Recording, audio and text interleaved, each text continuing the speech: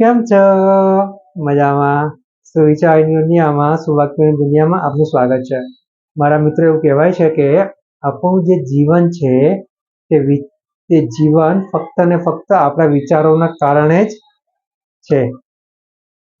આ સુવિચારને British philosophical writer કે જેઓ તેમની પ્રેરણાત્મક પુસ્તકો અને કવિતાઓ માટે ખૂબ પ્રખ્યાત થયા હતા એવા શ્રી જેમ્સ આનંદ સાહેબે ખૂબ જ સરસ રીતે લખ્યો છે.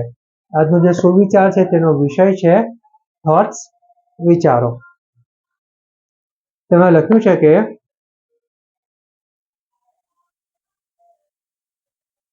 આપણું જીવન એક ક્રિયાઓની શૃંખલાથી ભરેલું છે અને તેનું મૂળ કારણ વિચારો છે, ફક્ત ને ફક્ત આપણા વિચારો.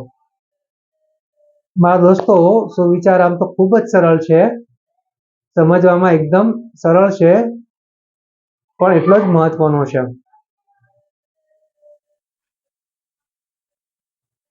મારા મિત્રો, વિચારો થોટ્સ એક એવી પ્રોસેસ છે જે હર હંમેશ ચાલુ જ હોય છે. વિચારો ઉપર કોઈનો કંટ્રોલ નથી હોતો, નિયંત્રણ નથી હોતું, પરંતુ તે થોટ્સ ઉપર, તે વિચારો ઉપર કામ કરવું કે નહીં તેનું નિયંત્રણ આપણી પાસે હોવું ખૂબ જ જરૂરી છે.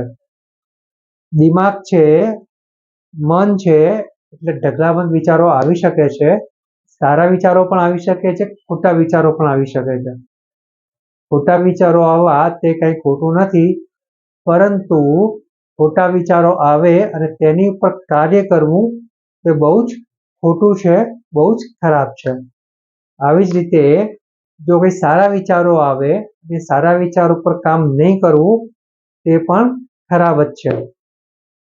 તો અહીંયા આ વાત એવી છે કે આપણું જે સમગ્ર જીવન બને છે તે જીવનનું મુખ્ય કારણ આપણા વિચારો જ હોય છે.